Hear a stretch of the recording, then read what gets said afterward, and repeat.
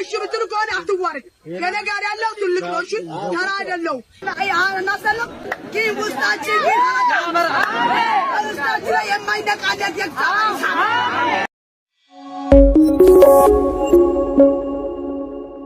ሰላም ውድ የረቡኒ ሾው ፋሚሊዎቼ ከሰሞኑ እንግዲህ በተለያዩ ማህበራዊ ድረገጾች ላይ አንድ ቪዲዮ መለቀቁን ተከትሎ በጣም የምንወደውና የምናከብረው ዘማሪ በረከት ተስፋዬን ጨምሮ በርካታ ይህን ቪዲዮ የተመለከቱ ሰዎች ይህን ቪዲዮ እየተቀባበሉት ይገኛሉ ማለት ነው። በተለይ ደግሞ ወንጌልን በተመቻቸና ጥሩ በሆነ ሁኔታ ውስጥ ሆነን መስበክና መናገር ላስቸገርና ለከበደን ሰዎች በእርግጠኝነት ይሄ መልእክት እናንተ እንድትማሩበት በዚህ ቪዲዮ ላይ አብረን ሪአክት እንድናደርግ መጥቻለሁ ማለት ነው። እናንተም ደግሞ ቪዲዮውን ላይክ እና ሼር እንዲሁም ቻናላችንን ሰብስክራይብ በማድረግ ለብዙ ሰዎች እንዲደርሱልን አድርጉልን እያለን ቪዲዮውን ተመልክተን እስቲ እንመለስ።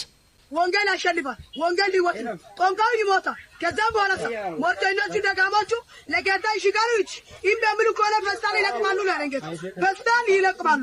እሺ ብትሉ ከሆነ አትዋረድ። ከኔ ጋር ያለው ትልቅ ነው። እሺ ተራ አይደለው። እኔ ቆሻሻ ነኝ፣ እሱ ንጉስ ነው። አይተወንም፣ አይንገኝም። ይመን እግዚአብሔር ይመታል። ይመን እንጂ አትፍራ።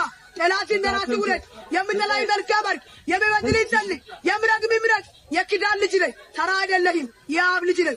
ኢየሱስ ጀግና ነው፣ ሐለቃ ነው። የማይተው የማይንቅ ስለ ሰው ወጣት የሞተው የተሰቀለው ፍቅሩ በመስቀል ያሳየው ሰው ልጅ ወዳለው ካለ ሚስቶንቱ ወንድም ይሁን እናትቱ ብለው በከባድ ያስታውቃሉ። ክርስቶስ በመስቀል ላይ ያስታወቀው ስለ ሰው ወጣት የተቸከለው ስለ ሰው ወጣት የሞተው አይተው ከእናትና ከአባት ይበልጣል። ይበል በትዕግስት ጠብቅ። በመከራ የሚጸና የተባረከ የሚያመሰግን እግዚአብሔር እናሰለም ግን ውስጣችን ላይ የማይነቃለት የእግዚአብሔር ኃይል አለ። እግዚአብሔር መንፈስ አለ። እግዚአብሔር ጸጋ አለ። አቦ ኢየሱስ ጀግና ነው። አቦ ኢየሱስ ጀግና ነው። አቦ ኢየሱስ ጀግና ነው። እኔ ቆሻሻ ነኝ፣ እሱ ግን ንጉስ ነው። እሱ ግን ሐለቃ ነው። እኔ ቆሻሻ ነኝ፣ እሱ ንጉስ ነው። የማይተውና የማይንቅ ስለ ሰው ኃጢአት የተቸከለው በመስቀል ስር ዋጋ የከፈለው ነፍሱን አሳልፎ እስከ መስጠት ወዷል። አንድ ልናገር፣ እናትም አባትም ወዳለ ብትል አንተ በከንፈር ነው የምታሳየው። ሚስቱን ባልዮም ይሁን በከንፈር ብሎ ነው ማሳየው። ክርስቶስ ግን በመስቀል ስር ሞቶልሃል፣ ተገርፏል። ከእናትና ከአባት የሚበልጥ አምላክ አለ። አትፍራ ልጄ፣ እኔ ካንተ ጋር ነኝ ይላል ጌታ። እመን እንጂ አትፍራ፣ ትሻገራለህ። ለአንተ ኃጢአት ነው እሱ የሞተው። ሰው እናትም አባትም ካለ ትወዳለች፣ ከሌለ የሞት የለም። ሁሌ ኢየሱስ ይወዳል። እመን እንጂ አትፍራ፣ ትሻገራለህ። በቪዲዮ ላይ እንደተመለከታችሁት እንግዲህ እቺ ምስኪን እህታችን በጀርባዋ ላይ ልጅ አዝላ ይህንን የገባትን እውነትና የጌታ ኢየሱስ ክርስቶስን ማንነት እየተናገረች ትገኛለች።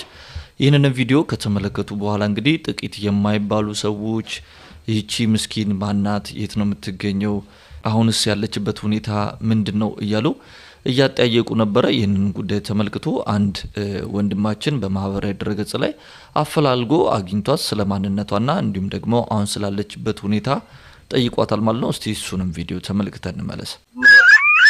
እሺ ሰላም ቤተሰብ እንዴት ናችሁ? ባለፈው ዕለት ያው ባላችሁኝ መሰረት አግኝቻታለሁኝ።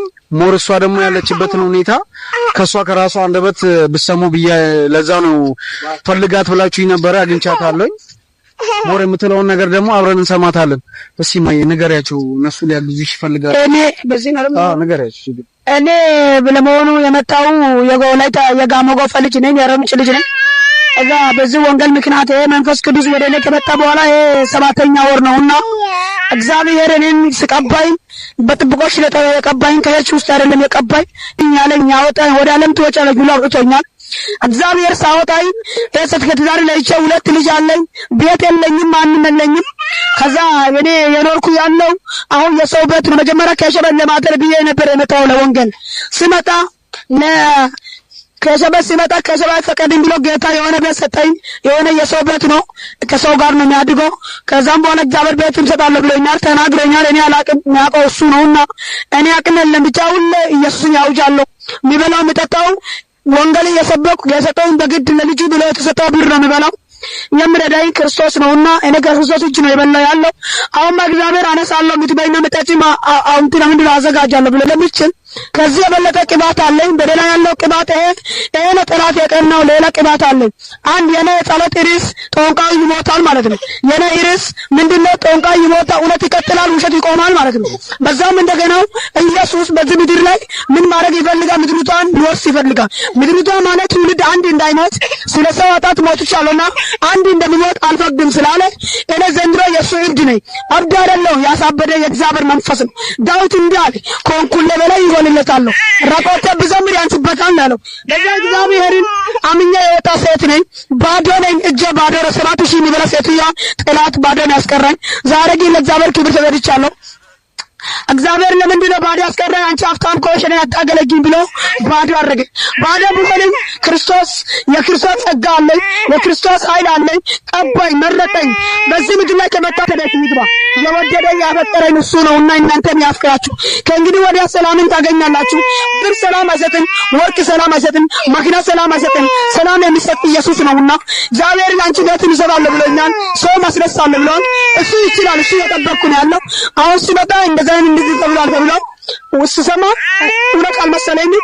እግዚአብሔር የሚያደርገውን ያውቃልና አትፍሩ። በተለያየ መከራ ውስጥ ያላችሁ አትፍሩ። እግዚአብሔር ከእናንተ ጋር ነው። አንድ ጠላቶቹን ውደዱ፣ የሚጠላችሁ መልካም አድርጉ፣ የሚበድላችሁን ጸልዩ፣ የሚረግማችሁ ምረቁ። ዛሬ ብጨልም ነገ ይበራል። እግዚአብሔር እንዲህ ይላል፣ እኔን የሚፈልገን ራሱን ይካድ። ክጄ ነው የወጣው።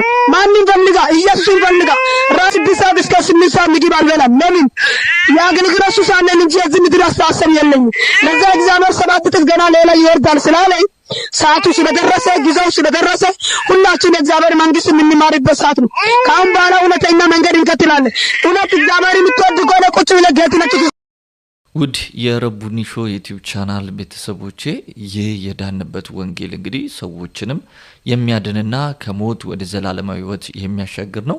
ይቺ ምስኪን እህታችንም እንግዲህ በተለያየ መከራና ችግር ውስጥ ብትሆንም በገባትና በተረዳችው ልክ የጌታ ኢየሱስ ክርስቶስን አዳኝነት በሄደችበት ስፍራ ሁሉ እየተናገረ ትገኛለች ማለት ነው።